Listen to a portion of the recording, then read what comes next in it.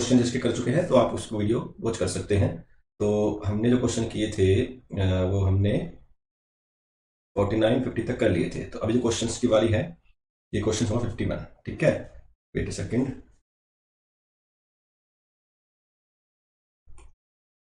जी ठीक है, चलिए देखिए। तो क्वेश्चन 51 और 50 भी शायद रह गया था। 50 में देखते हैं क्या कहता है कि यदि आपके तीन आपके पास बल्ब समान वोल्ट के बल्ब हैं। ठीक है, तीन एक समान 60 वोल्ट 220 वोल्ट के बल्बों को श्रेणी क्रम में 220 वोल्ट से जोड़ा जाता है। तो यानी कि तीन बल्ब है आपके पास और श्रेणी क्रम में जोड़ रखा है। तो ऐसे मान के चले, ये एक बल्ब, ये दो बल्ब और ये तीन बल्ब श्रेणी क्रम में जुड़े हुए हैं। और इनका प्रत्येक का जो मेजरमेंट है वो 60 वोल्ट और 220 वोल्ट का है प्रत्येक का। तो हम क्या करेंगे, हम इसमें ना इसको जो है एक श्रेणी क्रम में 220 वोल्ट से जोड़ा जाता है। ये इसको इसने 220 वोल्ट से जोड़ रखा है। ठीक है, तो इनके द्वारा ली गई शक्ति क्या होगी? तो पावर हमें निकालनी है, ये आपने ध्यान रखना है। ठीक है, तो पावर निकालने से पहले आपको पता होना चाहिए कि फॉर्मूला होता है वी स्क्वायर अपॉन आर, अगर वोल्टेज की टर्म में क्वेश्चन है या सीरीज क्रम में, सीरीज में है। ठीक है, तो होना क्या है कि पहले हम इसका रेजिस्टेंस निकाल लेंगे एक बल्ब का, फिर क्योंकि हमें आर यहाँ पे इक्वलेंट चाहिए, आर इक्वलेंट चाहिए।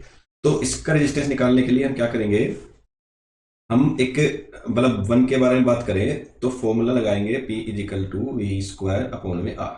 ठीक है, तो P आपका 60 वोल्ट है और V आपका 220 वोल्टेज है और आपको R निकालना है।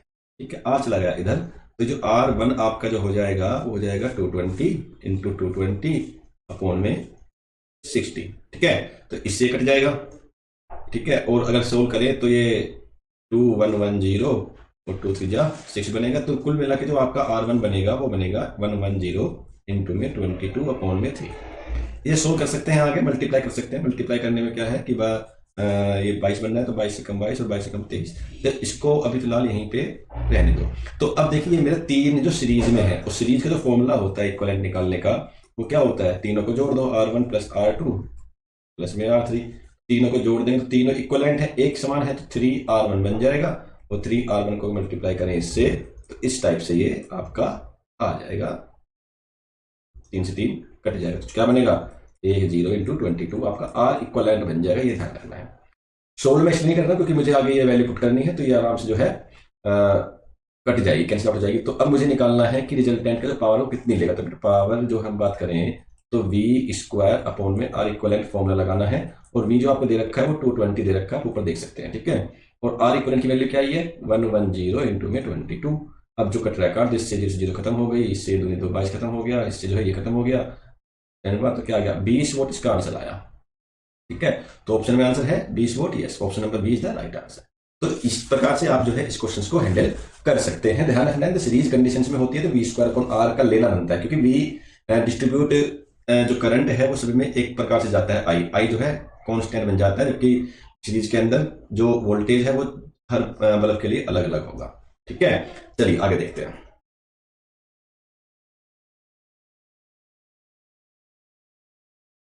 ठीक है, तो नेक्स्ट क्वेश्चन में कहा गया है, नेक्स्ट में कहा गया है कि आपका यदि एक तार का प्रतिरोध R है, पिघलाकर पहले की आधी लंबाई का नया तार बनाया जाए तो तार का प्रतिरोध क्या होगा। बहुत अच्छा क्वेश्चन है, इसको हम थोड़ा सा ऐसा करते हैं, एक मिनट बस यहाँ पे रखो। देखो,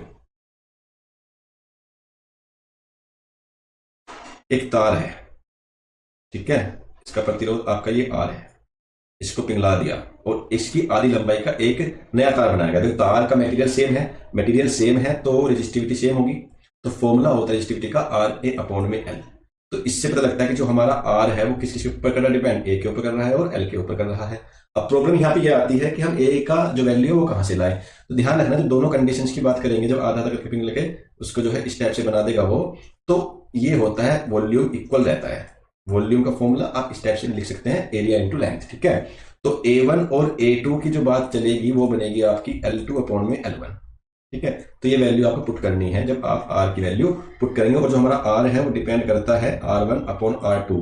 कैसे करेगा डिपेंड, L के तो प्रोपोर्शनल हो जाएगा, L के प्रोपोर्शनल यानी कि L1 अपॉन L2, और A के रेसिप्रोकल यानी कि A2 अपॉन में A1 कार्य करेगा। अब A2 अपॉन में A1 की वैल्यू हमसे रखेंगे तो क्या होगा, तो L1 अपॉन में L2 और इसकी उल्टा हो जाएगा, तो L1 अपॉन में L2 यानी कि दोनों का स्क्वायर बन जाएगा। ठीक है। तो अब आपको पता है कि जो पहले की लेंथ है वो तो एल है, दूसरे की लेंथ क्या है, आधी है, यानी कि L/2 है। तो 2 जाएगा ऊपर, तो 2 दूनी 4 बन जाएगा। तो जो हमारा सेकंड वाला जो R है, R1/R2 इजिकल टू 4 बन जाएगा। तो R2 आपको निकालना है, R1 जाएगा, 4 इधर आ जाएगा, R2 इधर जाएगा। तो ऑप्शन में क्या आ जाएगा, R/4 is the right answer. I hope that कि क्वेश्चन आपको समझ में आ गया होगा। कभी भी अगर क्वेश्चंस में ये तार को दिया गया है तो आपको उसका एरिया निकालना मैंडेटरी हो जाता है, लेकिन एरिया हमें पता नहीं होता है। तो हम क्या करते हैं, कोई भी तार होगा उसको पिघलाएंगे तो वॉल्यूम में फर्क नहीं पड़ेगा, तो वॉल्यूम उसका कांस्टेंट वाले काम करते हैं। ठीक है, चलिए नेक्स्ट क्वेश्चन देखते हैं। नेक्स्ट क्वेश्चन में कहा गया है आपका कि एक नाइक्रोम का 1 मीटर लंबी है और उसका क्षेत्रफल दे रखा है 1 mm²। ठीक है, और कह रखा है कि 4a की एक धारा विद्यमान होती है, नाइक्रोम की संवेदनशीलता निकालिए। संवेदनशीलता का मतलब आपको वो निकालना है। तो कैसे करते हैं सो वो देखिएगा एक बार। जो आपको चीज गिवन है देखो गिवन क्या है, ये लिख लो। गिवन है आपको L 1 मीटर, एरिया कितना गिवन है 1 mm² गिवन है, वोल्टेज कितना है 2V वोल्टेज है, और आपको जो और गिवन है शायद आई करंट भी गिवन है, और करंट आपका 4A है, करंट आपका 4A है। तो जो आपका करंट दे रखा है वो दे रखा है इन्होंने 4 एम्पियर। ठीक है, तो आपको संवेदनशीलता यानी कि रो निकालना, रजिस्टिविटी निकालनी है। तो इसके लिए हम क्या करते हैं जरा वो देखें। हमें पता है कि फॉर्मूला होता है हमारा रो बराबर RA/L। अब सब चीज तो हमें गिवन है, केवल R गिवन नहीं है। तो R हम किससे निकालेंगे, by Ohm's law. Ohm's law क्या कहता है, ओम्स लो कहता है V equal to IR। V पता है 2, I पता है 4, R निकाल लेंगे। तो 2/4 इजिकल टू क्या हो जाएगा R, यानी कि 1/2 ओम क्या हो जाएगा आपका R निकल जाएगा। ठीक है, अब उठाकर सारी वैल्यू यहां रखनी है। यूनिट आपको सेम करनी है, 1 mm² को भी सेम करना है। 1 mm² मतलब जो होता है मीटर बदलेंगे इसको, तो 10⁻⁻6 मीटर² हो जाएगा। तो रो की जो वैल्यू होगी, R की वैल्यू 1/2, A की वैल्यू 10⁻⁻6 और अपॉन में L की वैल्यू 1 मीटर। तो इसको आप सोल्व कर सकते हैं। तो जब भाग करेंगे तो 0.5 10⁻⁻6 ओम मीटर इसका आंसर होगा। ऑप्शन देखते हैं कौन सा है। तो ऑप्शन जो इसमें बना हुआ है वो बना हुआ है 5 × 10⁻7, क्योंकि पॉइंट हटके वहां से वहां पहुंच जाए, तो इसका ये राइट आंसर है। ठीक है, चलिए क्वेश्चन नंबर नेक्स्ट 53 में क्या कहा गया है। 53 में कहा गया है कि आपका एक 3:1 का स्टेप अप ट्रांसफार्मर है। ठीक है, और इसमें करना क्या है, आपने स्रोत से जो सेकंड जोड़ा गया है। इस स्थिति में पी प्रयोग में आने वाली शक्ति पावर यदि सीधे स्रोत से जोड़ दिया जाए तो यह प्रयोग कितना शक्ति करेगी।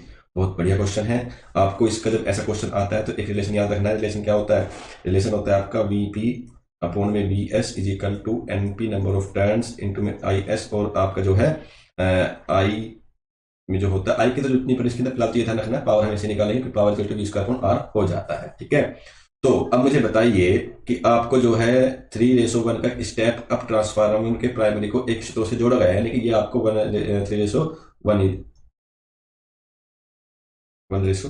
गिवन है। ठीक है, तो इसे सोल्व करते हैं। तो यहां पे आपको फॉर्मूला इसमें लगाना है, देखिए कैसे करते हैं। ठीक है, तो करना क्या है, आपको लोड पावर जो फॉर्मूला होगा, जो पावर आपका फॉर्मूला होता है वो V²/R आता है, और उस स्रोत से अगर बात करेंगे हम VP/VS बराबर NP/NS की बात करेंगे, तो ये 1:3 आपको गिवन है। तो उठा के यहाँ वैल्यू रख दो, तो ये आपका जो है जो पावर आएगी आपकी, जब P डैश निकालते हैं तो V²/R, और V की वैल्यू जो है आपकी P/9 है। तो P/9 है, तो यानी कि आपका जो आंसर है वो P/9 हो जाएगा। ठीक है, आई होप दैट कि आपको समझ में क्वेश्चन आ गया होगा। ठीक है, आगे चलते हैं। कुछ ये बहुत इंपॉर्टेंट क्वेश्चन है भाई, कई बार आपको सिर्फ चुका है कि ए का आयाम यानी कि ए की डायमेंशन निकल, जब इस टाइप का क्वेश्चन आए तो आपको कुछ नहीं करना है, P इजिकल टू -A/V² रख लेना है और सोल्व कर लेना है। ठीक है, P मतलब प्रेशर है, V मतलब वॉल्यूम है। प्रेशर का फॉर्मूला क्या होता है, F/A होता है। वॉल्यूम आपका यहाँ लग जाएगा, इंटू में A की डायमेंशन आ जाएगी। अब यहाँ से ये कट सकता है 2 बार, तो कैसे कटेगा देखो, F की वैल्यू होती है mL/T-2 और A की होती है L2, और वॉल्यूम की जाएगी L⁶ इजिकल टू A। ये 2 से पावर यहाँ कट जाएगी, 4 बचेगी। तो 4 1 5 कौन से फॉर्मूले में है, ऑप्शन ए में mL/T-2 है। ठीक है, चलिए क्वेश्चन 55 में बात करते हैं। 55 में कहा गया है कि उच्च स्थानों पर पानी कम ताप पर उबलने का कारण क्या हो सकता है। वह वायुमंडल दाब कम होता है, ठीक है, वह वायुमंडल दाब कम होता है, या उच्च होता है, या दुर्बल हाइड्रोजन बंद होते हैं, जल शुद्ध रूप में वहां पाया जाता है। तो ऊंचाई पे जाने पर ध्यान रखना, हमेशा वायुमंडल दाब कम होने लगता है, जिस कारण पानी कम ताप पर उबलने लगता है। इसी वजह से पहाड़ों पर सब्जियां जल्दी पक जाती हैं। ठीक है, पानी के जमने पर अणुओं के बीच की दूरी बताओ। बहुत अच्छा क्वेश्चन है। देखिए मोस्टली क्या होता है, जितने भी लिक्विड होते हैं अगर जमते हैं तो दूरी घटती है, लेकिन एक पानी ऐसा है कि 0 से 4 डिग्री सेंटीग्रेड तक गर्म करने पर पहले दूरियां घटती हैं। ठीक है, डेंसिटी बढ़ती है, वॉल्यूम कम होता है। चलिए आगे नेक्स्ट क्वेश्चन में कहा गया है 47, यदि एक पिंड 4 मिनट में इतना ठंडा होता है तो 6 मिनट में इतना होता है, इसका तापमान क्या होगा। तो ये क्वेश्चंस को करने के लिए आपको एक फॉर्मूला है, कौन सा है वो, उष्मा हानि की दर, यानी कि उष्मा हानि की दर न्यूटन का हीट फॉर्मूला होता है D Q upon D T. ये आपको इसके अंदर रखना है। तो D Q upon D T क्या होता है, फॉर्मूला होता है आपका के, ये होता है टी माइनस टी जीरो। इसी को एलिब्रेट करते हैं तो एक इसका रिजल्ट बन के आता है, रिजल्ट में यहाँ लिखते हैं तो ये आता है T one minus T two upon में टी इजिकल टू के into T one plus T two upon में टू माइनस टी जीरो। ये फॉर्मूला है आपका, इसमें पुट करना है। देखिए T1 आपको गिवन है, T2 आपको गिवन है, दोनों को जोड़ देना है और सोल्व कर लेना है। कंडीशंस दो हैं तो पहले इस कंडीशंस को लगाएंगे। ठीक है, इससे हम के की वैल्यू निकालेंगे और के की वैल्यू निकाल करके सेकंड कंडीशन में पुट कर देंगे। ठीक है, तो इसको सोल्व कर लेंगे आप लोग। कैसे करना है फिर बताता हूं एक बार आपको। जो ये फॉर्मूला है उष्मा दहनदारी शीतलन का फॉर्मूला होता है, ये उष्मा का न्यूटन का कूलेंट लॉ होता है, आपको याद आ रहा होगा। तो इसमें होता क्या है, the rate of the heat is directly proportional to, क्या कहता है, देखो मैं बता दूं आपको फॉर्मूला T7 का। वेट अ सेकंड,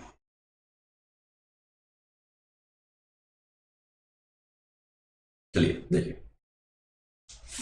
जो कूलेंट का फॉर्मूला होता है,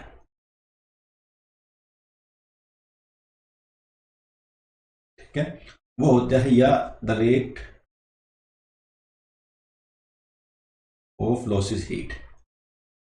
ठीक है, वो होता है आपका डेल क्यू अपॉन में del T is directly proportional to change in the temperature, change in the temperature T1 minus T zero से। इसको हम हटा देते हैं तो एक कांस्टेंट आता है del Q upon del T बराबर K into T minus T zero. यहाँ तक बात ध्यान रखनी है। ठीक है, इसी को उष्मा हानि की दर बोलते हैं। ठीक है, तो इसी से चीजें मिलकर बनती है हमारी। इसी से क्या मिलकर बनता है हमारा, एक इसका एक्सप्रेस फॉर्मूला है T1 minus T two upon में टी इज इक्वल टू के इंटू में T1 प्लस T2 अपॉन में 2 माइनस का टी जीरो। ठीक है, ये फॉर्मूला है। अब कंडीशन आपके पास दो है। ठीक है, कंडीशन आपके पास दो है। कौन कौन सी कंडीशन है, एक मिनट में चेक कर लेता हूँ। एक 61 से 59 है और 4 मिनट है। 61 से 59 है और 4 मिनट है। 61 से 59, तो 61 रखिए इसके अंदर, 61 से 59 और 4 मिनट ये हमें निकालना है यहाँ से। तो 61 से 59 अपॉन में 2 माइनस के टी जीरो। तो यहाँ से इसको सोल्व कर सकते हैं और इसको सेल्सियस में ना लेकर के आप केल्विन में लीजिएगा। किसको लेना है, केल्विन में। तो केल्विन में कैसे चेंज करते हैं आप लोगों को पता है, और उठा के यहाँ वैल्यू पुट करनी है, बाकी दोनों को भाग कर दो, सोल्व कर लेना। तो इसका जो आंसर आएगा वो आपका 59 का जो आंसर आएगा बता दीजिए कमेंट करके क्या आया आप लोगों का। ठीक है, चलिए आगे चलते हैं। 58 में कहा गया है सर्दियों में बाहर रखा हुआ धातु का टुकड़ा लकड़ी के टुकड़े से अधिक ठंडा हो जाता है, क्यों। ठीक है, अधिक ठंडा हो जाता है क्यों। तो लकड़ी से धातु उष्मा, अच्छा उष्मा संचालक लकड़ी से धातु होता है भाई। धातु से लकड़ी अच्छी उष्मा का संचालक है, धातु से लकड़ी अधिक जल्द उष्मा संचालन करती है। लकड़ी और धातु दोनों खराब उष्मा संचालक आपके हैं। तो भाई उस धातु, देखो एक बात सही लग रही है इसमें कि धातु उष्मा का अच्छा संचालक होता है, ये इसका राइट आंसर है। ठीक है, चलिए आगे देखते हैं 59 में। ये ऑप्टिक्स का क्वेश्चन है, 59 वाला क्वेश्चन जो ऑप्टिक्स का है।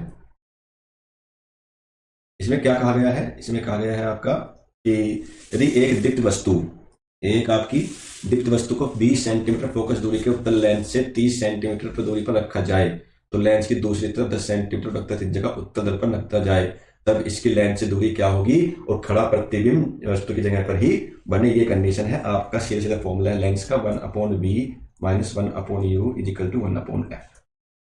ठीक है, अब आपको 30 सेंटीमीटर दे रखी है। यू क्या होता है, उत्तल लेंस से इतनी दूरी पर वस्तु की दूरी रखी, जहां पर वस्तु रखी गई है, ये यू है। ठीक है, दूसरा क्या है, फोकल लेंथ दे रखी है। ठीक है, 20 सेंटीमीटर। ठीक है, तो क्या निकाल लेना आपको, बी निकाल लेना है यहाँ से। तो बी निकाल के ताकि माइनस कर दो, पोजीशन सेम बनी रहेगी। ठीक है, देख कैसे,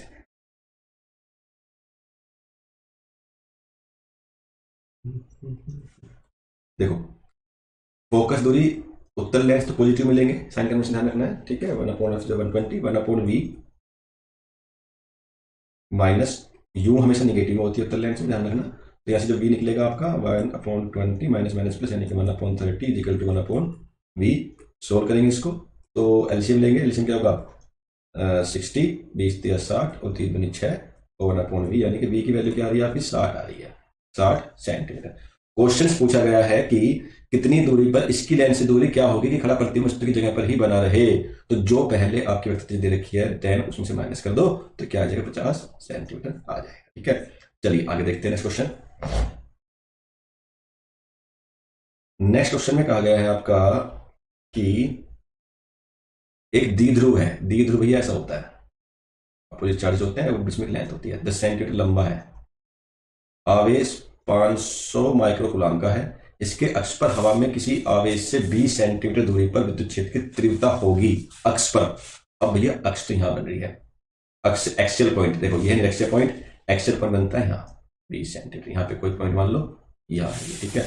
अब आपने ये सोल्व करना है और ये आपको दे रखा है इसने 20 सेंटीमीटर, कितना 20 दे रखा है ना, 10 सेंटीमीटर और 20 सेंटीमीटर दूरी पर रखा हुआ है। इसके अक्ष पर हवा में किसी आवेश से 20 सेंटीमीटर दूरी पर 20 हवा से 20 सेंटीमीटर दूरी, ठीक है। तो अब आपको सोल्व करना है, इसकी कोई डेरिवेशन है उसके लिए आपको जाना पड़ेगा। सीधा फॉर्मूला अगर लगाए हैं तो फॉर्मूला होता है E is equal to K P into 2r upon में R square minus L square equal to R square. देखो डेरिवेशन तो यहाँ पे कर नहीं सकते हम, डायरेक्टली फॉर्मूला रखना है, इसको इस फॉर्म में आ सकते हैं ऐसे। देखो E is equal to 1/4 epsilon naught 2pr upon में R square minus L square और ये स्क्वायर, ये इस फॉर्म में अगर डाइपोल दिया हुआ तो आप रख सकते हैं।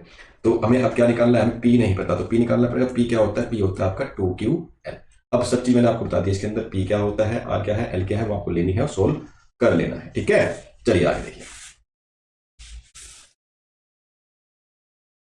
एक सेकेंड थोड़ा जूम कर लेते हैं इसको जी। 61 क्वेश्चन दे रखा है भाई, अच्छा क्वेश्चन है।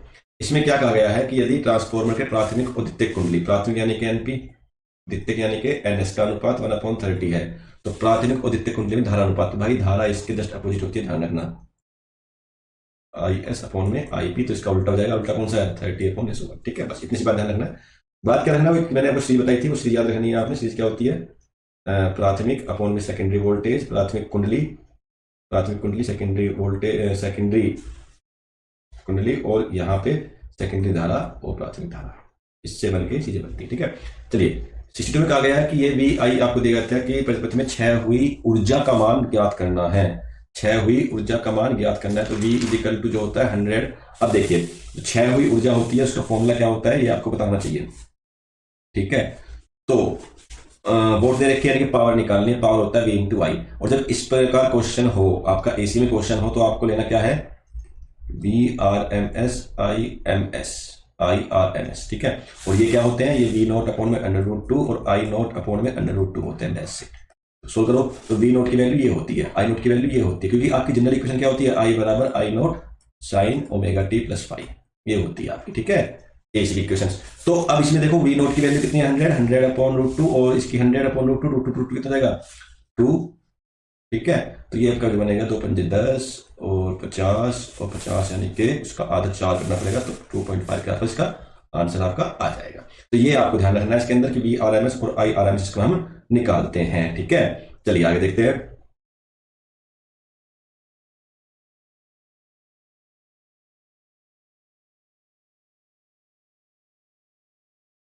जी क्वेश्चन नंबर 63, यंग के द्विस्लिट फ्रिंज की चौड़ाई 0.4 mm है। यदि पूरे उपकरण को 4/3 अपवर्तनांक के पानी में डुबो दिया जाए तो ज्यामितीय विन्यास में कोई विक्षेप किए बिना नई फ्रिंज की चौड़ाई क्या होगी। देखो इस कंडीशन में जब आपका अपवर्तनांक दे रखा है तो आपको फॉर्मूला लगाना है कि चौड़ाई पूछी गई है बीटा वाली, वो आपकी जो है एक डिस्टेंस लैम्डा पी होती है और इफेक्टिव इंडेक्स होता है ये, ठीक है। ये लैम्डा पी क्या है, एक्चुअल में ये चौड़ाई है, यानी कि बीटा बी मान लो, बीटा डी तो दूसरे निकाल रहे हैं हम, तो इसको बीटा छोटी वाली मानते हैं, एक होती है कैपिटल वाली, बड़ी डी होती है जो दूरी होती है कुल तकड़ी, ठीक है। तो बीटा की वैल्यू क्या है 0.4 अपवर्तनांक mm में है तो 10 की पावर -3 लेंगे मीटर में, और ये 4/3 करो 0.1 तो ये 0.3 mm बन जाएगा, ठीक है।